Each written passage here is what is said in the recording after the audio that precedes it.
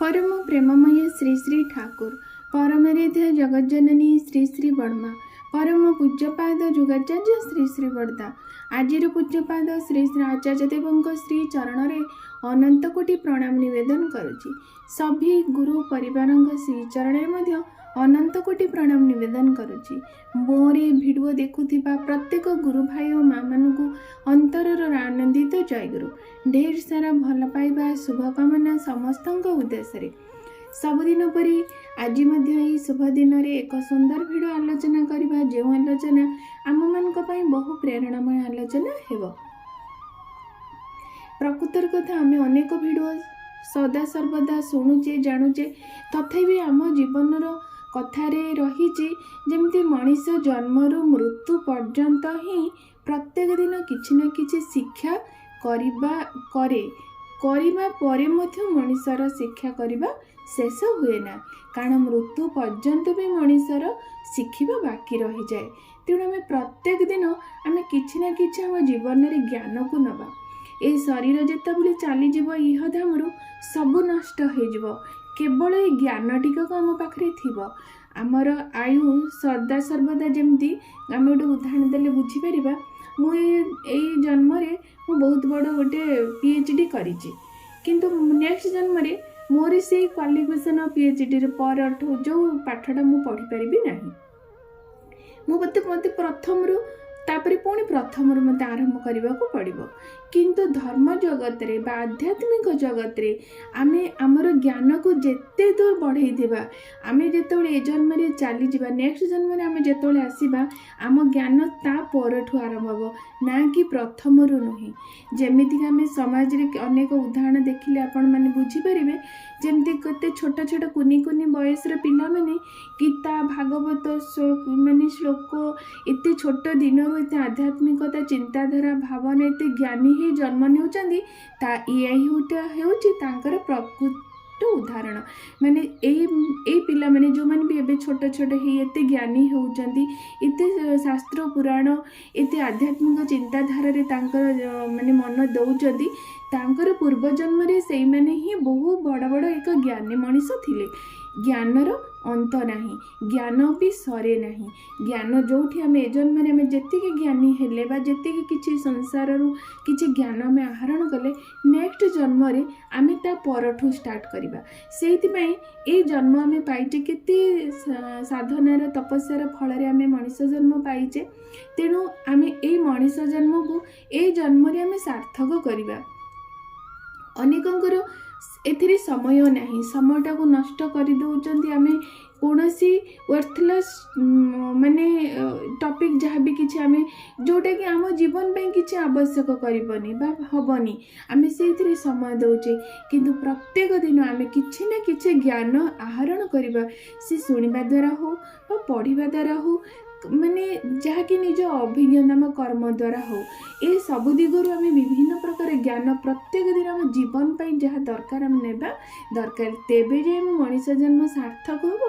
आम किछि ना किछि जोटा आत्मिक उन्नति आम कहूँ आम आत्मार गोटे बयस अच्छी, आम शरीर गोटे बयस अच्छी, आम आत्मार एक बयस अच्छे। आत्मार तो से अविनाश तार तो कौन विनाश नहीं, तार मृत्यु हुए नहीं, किंतु तार बयस अच्छी।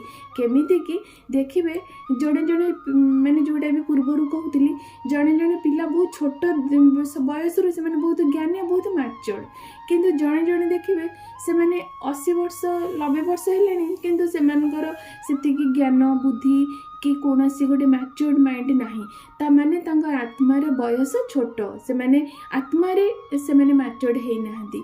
ठीक सही परे आमे जेतेबेले प्रत्येक दिन ए पुराण शास्त्र हो ये संसार कौन कहीं आम आसीचे आमर उद्देश्य कौन आत्मा कौन परमात्मा कौन संसार रे मोर कर्तव्य कौन ए सारा संसार जीवज्योति सृष्टि कौन अनेक किछि मनीष पाखरे जानिबार अछि। सेटा कि भगवान परमपिता केवल मनीष को ही सेटा देइचंदी। तेणु मनीष ସେଇଟା ହିଁ ଜାଣିବା ଦରକାର। ଯଦି ପ୍ରତ୍ୟେକ ଦିନ ମଣିଷ ସେଇଟାକୁ ଜାଣିବ, ମଣିଷ ସେଇ ଖୋଜରେ ରହିବ, ତେବେ ସେ ଦିନକୁ ଦିନ ଜ୍ଞାନୀ ହୋଇଯିବ। ଆଉ ସିଏ ତାର ଆତ୍ମାର ବୟସ ମଧ୍ୟ ତଦନୁରୂପ ବୃଦ୍ଧି ପାଇ ପାଇ ସେ ଆହୁରି କିଛି ଜ୍ଞାନୀ ହୋଇଯିବ। ତେଣୁ ଆମେ ପ୍ରତ୍ୟେକ ଦିନ ଚେଷ୍ଟା କରିବା ଆମ ଜୀବନର ମୂଲ୍ୟକୁ ଉପଲବ୍ଧି କରିବା, ଅନୁଭବ କରିବା, ଆଉ ଜୀବନର ମହତ୍ତ୍ୱଟାକୁ ବୁଝିବା। ଏଇଟା ହେଲା ବାସ୍ତବିକ ଘଟଣା। ତେଣୁ ଆମେମାନେ, ମୁଁ ଆଜି ଚିନ୍ତା କରିଛି, ନାରୀର ନୀତି, ଠାକୁରଙ୍କର ତ ଅନେକ କିଛି ପୁସ୍ତକ ରହିଛି ଯେଉଁଟାକି ଆମ ଏ ଜନ୍ମ କ'ଣ କେତେ ଜନ୍ମ ମଧ୍ୟ ଯଦି ଆମେ ଜନ୍ମ ଜୀବନ ସାରା ମଧ୍ୟ ଆମେ ଅଧ୍ୟୟନ କରିବା, ଅଧ୍ୟାପନ କରିବା, ତେବେ ବି ଠାକୁରଙ୍କର ଯାହା ବି କିଛି ରହିଛି ଆମେ ସାରିପାରିବା ନାହିଁ। କିନ୍ତୁ ସମୟକୁ ନଷ୍ଟ ନକରି ପ୍ରତ୍ୟେକ ଦିନ ଯଦି କିଛି ନା କିଛି ଆମେ ସେ ବିଷୟରେ ଜାଣିବା, ତାହେଲେ ଆମେ ଠାକୁରଙ୍କୁ ଭଲ ପାଇବା ପାଇଁ ଆମର ଏଇଟା ଗୋଟେ ସୁନ୍ଦର ମାଧ୍ୟମ ହେବ, ଆଉ ଆମ ଜୀବନର ପ୍ରକୃତ ସାର୍ଥକତା ଲାଭ କରିବ। ତେଣୁ ଆଜି ଗୋଟେ ସୁନ୍ଦର ଭିଡ଼ିଓ ରଖିଛି, ନାରୀର ନୀତିରୁ ପଢ଼ିଥିଲି, ବହୁତ ସୁନ୍ଦର ଭିଡ଼ିଓ ଏଇଟା, ବହୁତ ସମସ୍ତଙ୍କ ପାଇଁ ଏକ ଆବଶ୍ୟକୀୟ ଭିଡ଼ିଓ ମନେକରେ। ତେଣୁ ମୁଁ କହୁଛି, ପରିଜନ ବିଦ୍ରୋହରେ ଶ୍ରୀ ଶ୍ରୀ ଠାକୁର କୁହନ୍ତି, ଆଉ ଯଦି ସ୍ୱାମୀଙ୍କ ଭ୍ରାନ୍ତି ବା ଚରିତ୍ର ଯୋଗୁଁ ଗୃହ ବିବାଦ ଆରମ୍ଭ ହୁଏ, ତେବେ ସ୍ୱାମୀକୁ ସଂଶୋଧନ କରି ପରିଜନରେ ତାହାଙ୍କୁ ପ୍ରତିଷ୍ଠା କରି ଶାନ୍ତିକୁ ଡାକି ଆଣ। ଧନ୍ୟ ସେହି ଯେ ବିଦ୍ରୋହକୁ ଶାନ୍ତିର ଜଳରେ ଲିଭେଇ ଦେଇପାରେ। ବାଣୀ ସଂଖ୍ୟା 123। ଆର ଅର୍ଥ କ'ଣ? ଯେ ଯଦି ସ୍ୱାମୀଙ୍କର ଭ୍ରାନ୍ତି ମାନେ ଭୁଲ, କୌଣସି ଗୋଟେ ଭୁଲ ବୁଝାବଣା କାରଣରୁ ଯଦି ପରିଜନ ଅର୍ଥାତ୍ ଶାଶୁ, ଶ୍ୱଶୁର, ଦିଅର, ନଣନ୍ଦ, ଯା, ଦେଢ଼ଶୁର, ଏସବୁ ପୁତୁରା, ଝିଆରୀ, ଆମେ ଗୋଟେ ପରିବାରରେ ଶାଶୁଘରେ ଏତେ ଜଣ ସହିତ ଆମେ ରହୁ, ଯଦି ସେଇମାନଙ୍କ ସହିତ ଯଦି ସ୍ୱାମୀଙ୍କର କୌଣସି ଗୋଟେ ଭୁଲ କାରଣ ଯୋଗୁଁ ପରିଜନ ଭିତରେ କିଛି ଗୋଟେ ବିଦ୍ରୋହ ଲାଗିଛି, ପରିଜନ ଭିତରେ କିଛି ଗୋଟେ ଅଶାନ୍ତି ସୃଷ୍ଟି ହେଇଛି, ତାହେଲେ ତୁମେ ତାକୁ କିପରି ସଂଶୋଧନ କରି ସେଇଟାକୁ ଆମେ ଯେହେତୁ ଗୋଟେ ସ୍ତ୍ରୀର ତ ଧର୍ମ ନା, ସେ ସଦାସର୍ବଦା ପରିବାରକୁ ଶାନ୍ତି ଶୃଙ୍ଖଳିତ କରି ରଖିବାର ମୁଖ୍ୟ ଦାୟିତ୍ୱ ଗୋଟେ ସ୍ତ୍ରୀର। ତେବେ ଯାଇ ପରିବାରରେ ଶାନ୍ତି ଆସିବ, ଶାନ୍ତି ଆସିଲେ ଉନ୍ନତି ଆସିବ, ପ୍ରଗତି ଆସିବ, ଆଉ ସେଠି ସଦ୍ଭାବ ହିଁ ସଦାସର୍ବଦା ବଜାୟ ରହିବ। ତାହେଲେ ଗୋଟେ ସ୍ତ୍ରୀ ସଦାବେଳେ ଚାହିଁବ ଯେ ଏ ପରିବେଶ ଯାହା ବି ସୃଷ୍ଟି ହେଇଛି, ମୋତେ ତାକୁ କୌଣସି ଉପାୟରେ ସଂଶୋଧନ କରିବାର ଅଛି, ସେଠି ଶାନ୍ତି ବଜାୟ କରିବାର ଅଛି। ଯଦି ସେଇଟା ଆମେ ନ କରିପାରୁ, ତାହେଲେ ପରିବାରରେ ତ ଅଶାନ୍ତି ହେଲେ ସେଇଟା ତ ନିଶ୍ଚିନ୍ତ ଭାବରେ ମୋ ଉପରେ ପ୍ରଭାବ ପଡ଼ିବ, ଅର୍ଥାତ୍ ମୋ ସ୍ୱାମୀଙ୍କ ଉପରେ ପ୍ରଭାବ ପଡ଼ିବ। ସ୍ୱାମୀଙ୍କ ଉପରେ ପ୍ରଭାବ ପଡ଼ିଲେ ସେଇଟା ମୋ ଉପରେ ପଡ଼ିବ, ପିଲାମାନଙ୍କ ଉପରେ ପଡ଼ିବ।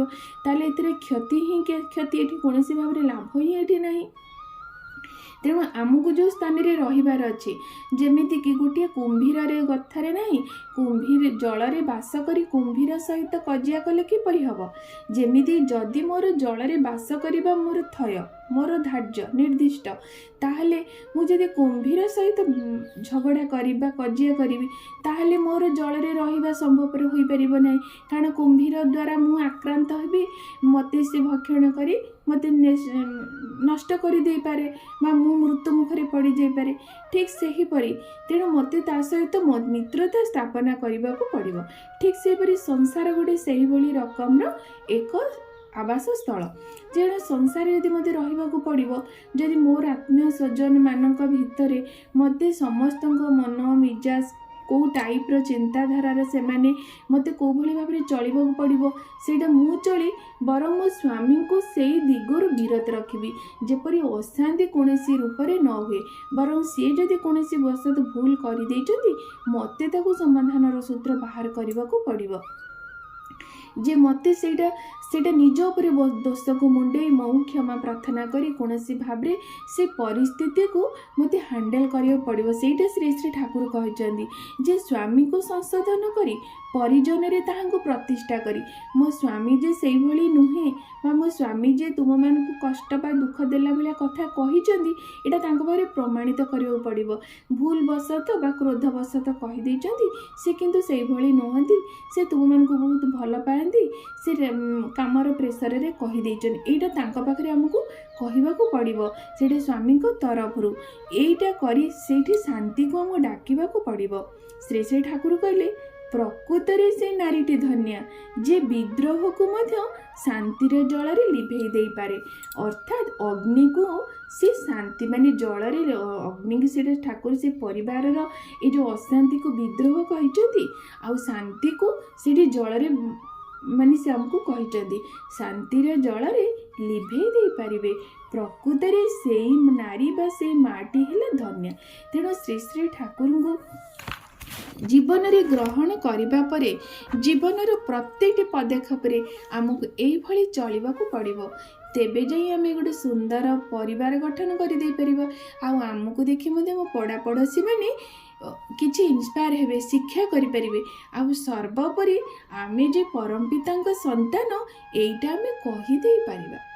ଆଶା କରେ ଛୋଟ ଭିଡ଼ିଓ ହଉ କିନ୍ତୁ ପ୍ରତ୍ୟେକ ଦିନ ଚେଷ୍ଟା କରିବି ଏଇଭଳି ଶ୍ରୀ ଶ୍ରୀ ଠାକୁରଙ୍କ ବାଣୀ ତ ବହୁ କଷ୍ଟ ଆମମାନଙ୍କୁ ବୁଝିବାର, ବହୁ ବାହାରେ ଯାହା ମୁଁ ଟିକେ ଟିକେ ବୁଝେ ମୁଁ ତାହା ଚେଷ୍ଟା କରେ ଅନ୍ୟମାନଙ୍କୁ କହିବା ପାଇଁ। ତେଣୁ ଏସବୁ ସମସ୍ତଙ୍କର ମଙ୍ଗଳରେ ଆସୁ, ସମସ୍ତଙ୍କ ଆବଶ୍ୟକରେ ଆସୁ, ଏହା ହିଁ ପରମ ପିତାଙ୍କର ଶ୍ରୀଚରଣରେ ମୋର ବିନମ୍ର ପ୍ରାର୍ଥନା ରଖୁଛି। ସର୍ବଶେଷରେ ସମସ୍ତଙ୍କର ମଙ୍ଗଳ ପ୍ରାର୍ଥନା କରି ଆଜିର ଭିଡ଼ିଓ ଏଇଠି ରଖୁଛି। ଜୟ ଗୁରୁ।